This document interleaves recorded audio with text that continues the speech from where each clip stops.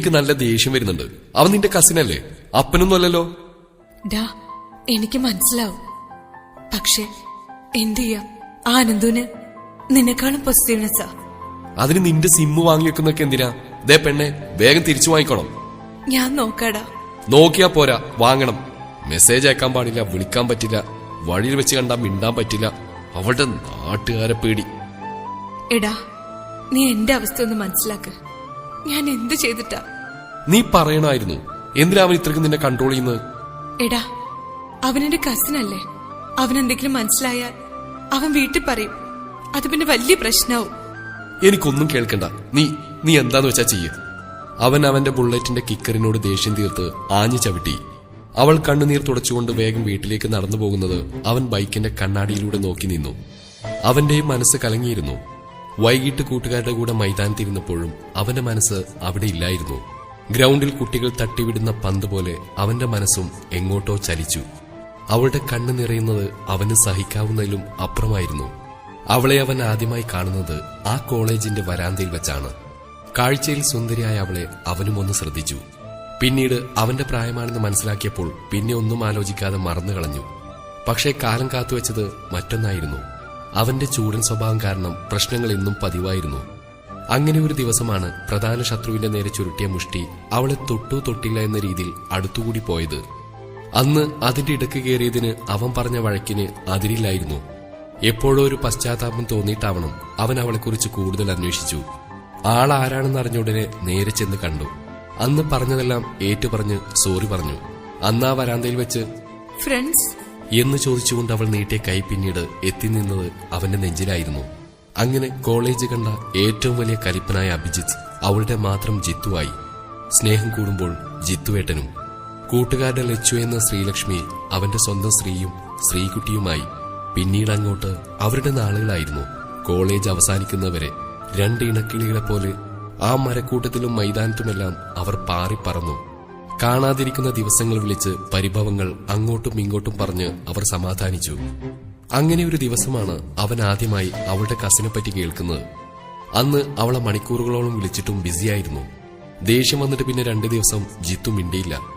3-ാം ദിവസം അവളുടെ call attend ചെയ്തപ്പോൾ അവന്റെ ദേഷ്യം ഉപ്പൂറ്റിയിൽ നിന്ന് ഉച്ചവരെ കയറിയിരുന്നു. നീ ഏത് മറ്റവനെ വിളിക്കുമായിരുന്നു? ഞാൻ എത്ര തവണ വിളിച്ചു? അവൻ ഫോണിലൂടെ ഗർജിച്ചു. അതെന്റെ കസിനാടാ, അനന്തു. അവൻ ബാംഗ്ലൂർ പഠിക്കുക. ഇടയ്ക്ക് വിളിക്കും. നീ എന്താ 2 ദിവസം വിളിച്ചിട്ട് എടുക്കാതിരുന്നേ? നിന്നെ ഞാൻ എത്ര തവണ വിളിച്ചു? നീ എടുത്തോ? ഇല്ലല്ലോ. എന്നോട് ക്ഷമിക്കടാ, അവൾ മനസ്സറിഞ്ഞു പറഞ്ഞു. അവനൊന്ന് നീട്ടി മൂളി. പിന്നീട് അങ്ങോട്ട് അതും ഇതും പറഞ്ഞ് സമയം പോയത് അവർ ഇരുവരും അറിഞ്ഞില്ല. ഒരു ദിവസം പെട്ടെന്നാണ് അത് സംഭവിച്ചത്. ഫോൺ വിളിച്ചപ്പോൾ അവളുടെ ഫോൺ ഓഫ്. മെസ്സേജ് അയച്ചിട്ട് പോകുന്നില്ല. വിവരങ്ങൾ അറിയാൻ യാതൊരു മാർഗവുമില്ല. അവന്റെ മനസ്സൊന്ന് പിടച്ചു. അവളിനി തന്നെ ചതിക്കോ? ഏയ് ഇല്ല എന്ന് മനസ്സിൽ പറഞ്ഞുകൊണ്ട് അവൻ നേരെ അവളുടെ വീടിന് ലക്ഷ്യമാക്കി പോയി. 2 തവണ റോന്തു ചുറ്റിയപ്പോൾ അവൾ അമ്മയോട് എന്തോ കള്ളം പറഞ്ഞ് ഇറങ്ങി വന്നു. അപ്പോഴാണ് അവന് മനസ്സിലായത് അവളുടെ സിം കസിൻ വാങ്ങിവെച്ചെന്ന്. അവന്റെ ദേഷ്യം അതിര് കടന്നിരുന്നു. അന്ന് യാത്ര പറഞ്ഞു പോന്നതാണ്. പിന്നീട് ഇങ്ങോട്ട് യാതൊരു സ്വസ്ഥതയുമില്ല. ഇനി ആരെയും ഭയപ്പെടാതെ അവൾ എന്റെ മാത്രമാക്കണം. അതിന് ആദ്യം ഒരു ജോലി വേണം. അവന്റെ മനസ്സിൽ ഒരേ ഒരു ലക്ഷ്യം മാത്രമാണ് ഉണ്ടായിരുന്നത്. എങ്ങനെയും സ്ത്രീയെ സ്വന്തമാക്കണം. അവൻ ജോലി തേടി അലഞ്ഞു. ഒടുവിൽ പണ്ടെന്നെഴുതിയ PSCയുടെ റിസൾട്ട് ഒരു വേനൽമഴ പോലെ അവനെ തേടിയെത്തി. ആ ദേഷ്യക്കാരൻ മാസങ്ങൾക്ക് ശേഷം മനസ്സ് നിറഞ്ഞ് സന്തോഷിച്ചു. മഴ കണ്ട മയിലിനെ പോലെ അവൻ തുള്ളിച്ചാടി. അവളെ കാണാനുള്ള ആഗ്രഹം അവന്റെ മനസ്സിൽ അലതല്ലി. അവൻ തന്റെ ബുള്ളറ്റിൽ അവളുടെ വീട് ലക്ഷ്യമാക്കി കുതിച്ചു. പഴയ രീതിയിലുള്ള തറവാടാണ്. അവൻ ആ പഴയ പൊളിഞ്ഞ കൽപ്പടവുകൾ ഓടിക്കയറി. വീട്ടിൽ ഉമ്മറത്ത് ഒരു കാരണവർ അവളുടെ അച്ഛനാണ്. അച്ഛാ, സ്ത്രീയില്ലേ അവിടെ? അദ്ദേഹം മെല്ലെ എഴുന്നേറ്റു. വാ മോനെ, കേറിയിരിക്ക്. അവളിവിടെ ഇല്ലല്ലോ മോനെ. മോനെ എവിടുന്നാ? ആരാ? ഞങ്ങൾ ഒന്നിച്ചു പഠിച്ചാണച്ചാ. എനിക്കൊരു ജോലി കിട്ടി. അവളെ കണ്ടൊന്ന് പറയാന്ന് വെച്ചു. അയ്യോ മോനെ, കഷ്ടായല്ലോ. അവളിപ്പോ ദേ ഇറങ്ങിയതേ ഉള്ളൂ. അവളുടെ മുറച്ചെറുക്കം വന്നിട്ടുണ്ടേ. അവരുടെ നിശ്ചയം അടുത്ത ആഴ്ച നടത്താൻ ഞങ്ങൾ അങ്ങ് തീരുമാനിച്ചു. അവര് ഡ്രസ് എടുക്കാൻ പോയിരിക്കുക. അവന്റെ മനസ്സിലൂടെ ഒരു കൊള്ളിയാൻ മിന്നി. ആ മുറ്റത്ത് അവൾ നട്ടു വളർത്തിയ പനനീർ ചെടി അവനെ നോക്കി ഒരു പുച്ഛത്തോടെ തലയാട്ടിക്കൊണ്ട് നിന്നു. അവള് അങ്ങനെയൊന്നും ഇതുവരെ. അവൻ വാക്കുകൾ തിരയുകയായിരുന്നു. അവന്റെ കണ്ണ് കലങ്ങാൻ തുടങ്ങി. ഇരുണ്ട മേഘങ്ങൾക്ക് കീഴെ അവൻ നിന്നു. കുട്ടികള് തമ്മിൽ കുട്ടിക്കാലം തൊട്ട് ഇഷ്ടത്തിലായിരുന്നു. അനന്തൂട്ടൻ ജോലി കിട്ടി അമേരിക്കക്ക് പോയിരുന്നു. കഴിഞ്ഞ ആഴ്ച വന്നു. കല്യാണം നടത്തണമെന്ന് പറഞ്ഞു. അവളോട് ചോദിക്കേണ്ട താമസം. എപ്പോഴാ കല്യാണം എന്ന് അവള് ചോദിച്ച്.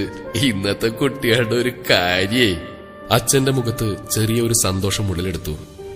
ശരി അച്ഛാ, എങ്കിൽ ഞാൻ ഇറങ്ങിക്കോട്ടെ, മഴക്ക് കോളുണ്ട്. അവൻ മെല്ലെ ഇറങ്ങി.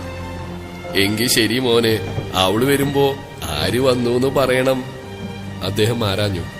അഭിജിത്ത്. അവൻ ആരും കാണാതെ കണ്ണുനീർ തുടച്ചു. വഴിയിലെല്ലാം മനസ്സിലാക്കിയിട്ടെന്നോണം അവന്റെ ബുള്ളറ്റ് തലതാഴ്ത്തി ഇരിപ്പുണ്ടായിരുന്നു. അച്ഛൻ മരിക്കുന്നതിന് മുമ്പ് കൊണ്ടു നടന്ന ബുള്ളറ്റാണ്. അച്ഛന്റെ മനസ്സാണ്. എന്നും കൂടെയുള്ള അച്ഛന്റെ ആത്മാവാണ്. ആ വണ്ടിക്ക് മനസ്സിലാക്കാൻ പറ്റാത്തതായി ഒന്നുമില്ല തന്റെ ജീവിതത്തിൽ. അവനൊരു നിമിഷം അച്ഛനെ ഓർത്തു. മെല്ലെ ബുള്ളറ്റ് സ്റ്റാർട്ട് ചെയ്ത് മുന്നോട്ട് നീങ്ങാൻ തുടങ്ങി. മഴ നന്നായി ആർത്തലച്ച് പെയ്തു. ആ മഴയിൽ അവന്റെ കണ്ണുനീർ അലിഞ്ഞില്ലാതായി. അവന്റെ മനസ്സിൽ ഇടിമുഴക്കം നിലച്ചിട്ടില്ലായിരുന്നു. 3 ആഴ്ചകൾ കഴിഞ്ഞു. അവൻ മനസ്സില്ലാ മനസ്സോടെ ജോലിക്ക് പോകാൻ തുടങ്ങി. വൈകിട്ട് വീട്ടിൽ വന്നപ്പോൾ അവനെയും കാത്ത് ഒരു കല്യാണക്കുറി കിടപ്പുണ്ടായിരുന്നു. അനന്തു വെഡ്സ് ശ്രീലക്ഷ്മി. നാളെ കഴിഞ്ഞാണ് കല്യാണം. പോവാതിരിക്കാൻ പറ്റില്ല. അത് അഭിമാന പ്രശ്നമാണ്. ചങ്കൂറ്റത്തിനോടുള്ള വെല്ലുവിളിയാണ്. അവൻ മെല്ലെ ആ കല്യാണക്കുറി അലമാരയിൽ വെച്ചു. മെല്ലെ അലമാരയുടെ ആ ചെറിയ കള്ളി തുറന്നു. ഏതോ ജ്വല്ലറിയുടെ ഒരു ചെറിയ പെട്ടി. അതിൽ അവൻ അവൾക്ക് നൽകാൻ സൂക്ഷിച്ച ഒരു മാലയുണ്ടായിരുന്നു. അവന്റെ കണ്ണുനീർ വറ്റിയിരുന്നു. അവൻ ഒരു പരാജിതനെ പോലെ നോക്കിയിരുന്നു. അതെന്റെ കസിനാടാ. അവളുടെ ശബ്ദം അവന്റെ മനസ്സിൽ മുഴങ്ങിക്കേട്ടു. ഒരു നിമിഷം അവൻ എന്തോ ആലോചിച്ചു. ആ മാലയും എടുത്ത് അവൻ പുറത്തേക്കിറങ്ങി. അവന്റെ ബുള്ളറ്റും എടുത്ത് എങ്ങോട്ടുന്നില്ലാതെ ആ പൊട്ടിപ്പൊളിഞ്ഞ വഴിയിലൂടെ കുതിച്ചു പാഞ്ഞു. അവൻ ബുള്ളറ്റുമായി നേരെ പോയത് കിഴക്കൻ മലയുടെ ഉച്ചിയിലേക്കാണ്. ആദ്യമായി അവൻ കിഴക്കൻ മലയുടെ മുകളിൽ എത്തുന്നത് അവന് 5 വയസ്സുള്ളപ്പോഴാണ്. അവൻ ഇന്നും ഓർക്കുന്നു അച്ഛന്റെ ബുള്ളറ്റ് ടാങ്കിന് മുകളിൽ ഇരുന്ന് ആ പൊളിഞ്ഞ വഴികളിലൂടെ പോകുന്നത്.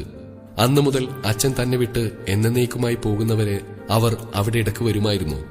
അവരുടെ ഇടയിലെ സ്വകാര്യങ്ങളെല്ലാം തമ്മിൽ പറഞ്ഞത് ആ മലയെ സാക്ഷിയാക്കിയായിരുന്നു. അവന്റെ ശ്രീകുട്ടിയെക്കുറിച്ച് അച്ഛനോട് പറയുന്നതും അങ്ങനെ ഒരു ദിവസമായിരുന്നു. അച്ഛന്റെ മറുപടി വളരെ കുസൃതിയോടെയായിരുന്നു. ഈ താടി വടിക്കാതെ മുടിയും വെട്ടാതെ പ്രാന്തനെ പോലെ നടക്കുന്ന നിനക്കും പ്രേമോ? അച്ഛൻ ചിരിച്ചു. എന്നിട്ട് എന്തായി? അവൾക്ക് നിന്നെ ഇഷ്ടമാണോ? അച്ഛന് ജിജ്ഞാസ അടക്കാനായില്ല. അവൻ മെല്ലെ നിലത്ത് കിടന്നൊരു പൂവെടുത്ത് അതിലേക്ക് തന്നെ നോക്കിയിരുന്നു. എന്താടാ ചെക്ക, നീ ഒന്ന് പറയുന്നുണ്ടോ? അച്ഛൻ അവനെ പിടിച്ചൊന്ന് കുലുക്കി. അവൻ മെല്ലെ മൂളി. എന്ത്? നീ വാ തുറന്ന് വല്ലവും പറയോ ജിത്തുക്കുട്ട? അച്ഛൻ ശബ്ദം ഉയർത്തി. എന്റെ അച്ഛൻ ചെക്ക, അവൾക്ക് എന്നെ ഇഷ്ട. അവൻ പറഞ്ഞൊപ്പിച്ചു. ആ കലിപ്പന്റെ മുഖം നാണത്താൽ ചുവന്നു. അയ്യേ, നാണിക്കാൻ പറ്റിയ മുതല് എന്തോ ആടാ. അവൻ മെല്ലെ ഒരു ജാളിതയോടെ ചിരിച്ചു. എന്താ കൊച്ചിന്റെ പേര്? കാണാൻ പറ്റുമോ? അച്ഛൻ അല്പം ധൃതി കാണിച്ചു. അതിനിപ്പെന്താ, കാണിക്കാലോ. അവൻ മെല്ലെ പേഴ്സ് തുറന്നു. അതിൽ അച്ഛന്റെ ഫോട്ടോയുടെ വലതുവശം ചേർന്ന് അവളുടെ ഒരു കൊച്ചു ഫോട്ടോ. അച്ഛൻ ആ ഫോട്ടോ നോക്കിയിരുന്നു. ശ്രീലക്ഷ്മി എന്നാ പേര്. ഞാൻ ശ്രീന്നും ശ്രീകുട്ടിന്നൊക്കെ വിളിക്കും. അവൻ മെല്ലെ പറഞ്ഞു. അവന്റെ മുഖത്ത് വല്ലാത്തൊരു സന്തോഷം മല തല്ലുന്നുണ്ടായിരുന്നു. നടക്കട്ടെ കാര്യങ്ങള്. നിന്റെ അമ്മയെ ഞാൻ ആദ്യം കാണുന്നതും ഇതുപോലെ ആയിരുന്നു. അന്ന് അവൾ എന്റെ കൂടെ കൂടിയതാണ്. നിന്നെ എനിക്ക് തന്ന് നമ്മളെ വിട്ടുപോകുമ്പോ അവൾ ആകെ പറഞ്ഞ് നിന്നെ നന്നായി നോക്കണമെന്നാ. അച്ഛന്റെ കണ്ണ് മെല്ലെ നിറയാൻ തുടങ്ങി. അതിനിപ്പെന്താ കാർന്നൂരെ? ഞാൻ ഹാപ്പിയാ. കാർന്നൂര് ഹാപ്പിയല്ലേ? ഇനി അവളും കൂടി വന്നാ നമ്മൾ തകർക്കും. അവൻ അച്ഛന്റെ തോളിലേക്ക് കൈയിട്ടു. അച്ഛന്റെ മൂഡ് മാറ്റിക്കൊണ്ടുവന്നു. പെട്ടെന്ന് വന്ന ഒരു കൊള്ളിയാൻ അവൻ അവന്റെ ഓർമ്മകളിൽ നിന്ന് ഉണർത്തി. കുറച്ചപ്പുറത്ത് പാലരുവി പാറക്കെട്ടിലൂടെ ഒഴുകുന്നുണ്ട്. അവൻ മെല്ലെ അങ്ങോട്ടേക്ക് നടന്നു. ഇന്നലത്തെ മഴ കൊണ്ടാണെന്ന് തോന്നുന്നു. വെള്ളത്തിന് നല്ല തണുപ്പുണ്ട്. അവൻ ആ വെള്ളത്തിൽ മുഖം കഴുകുന്നതിനിടയിൽ ഓർത്തു, നല്ല പായലുണ്ട്. അവൻ മെല്ലെ താഴേക്ക് നോക്കി. ഒന്ന് തെന്നിയാൽ താഴെ പട്ടണത്തിലാവും പിന്നെ നിൽക്കുക. വെള്ളം കുറവാണെങ്കിലും പാറ തള്ളി നിൽപ്പുണ്ട്. താഴേക്ക് പോയാൽ തല ബലൂണ് പൊട്ടുന്ന പോലെ പൊട്ടിച്ചിതറും. നല്ല തണുത്ത കാറ്റുണ്ട്. അവൻ അവിടെ തന്നെ താഴേക്ക് നോക്കി നിന്നു. അവന്റെ മനസ്സിൽ ഓരോ ചിന്തകൾ വന്ന് പോയിക്കൊണ്ടിരുന്നു. താൻ ജനിച്ച ദിവസങ്ങൾ കഴിഞ്ഞപ്പോൾ അമ്മ തന്നെ വിട്ടുപോയി. അച്ഛൻ പറഞ്ഞുള്ള അറിവല്ലാതെ ഒന്നും അറിയില്ല. അമ്മയെന്ന അത്ഭുതത്തെക്കുറിച്ച്. 19ാമത്തെ വയസ്സിൽ അച്ഛനും പോയതിൽ പിന്നെ താൻ ഒറ്റക്കാണ്. അവൾ വന്നപ്പോഴാണ് ജീവിതത്തിന് താളം ലഭിച്ചത്. ഇപ്പോൾ അവൻ ആ കോടമഞ്ഞ് മൂടി ആഴങ്ങളിലേക്ക് നോക്കി നിന്നു. ഇനി എന്തിന്? അവൻ മെല്ലെ ആ മാലയെടുത്ത് കയ്യിൽ മുറുക്കി പിടിച്ചു. ഇനി തനിക്കാരുമില്ല. അവൻ ആഴങ്ങളിലേക്ക് നോക്കി. കാറ്റിന് വല്ലാത്തൊരു തണുപ്പ്. ചീവീടുകൾ പോലും നിശബ്ദമായിരിക്കുന്നു. അവനെന്തോ മനസ്സിലുറപ്പിച്ച് എന്തിനോ തയ്യാറായി നിന്നു.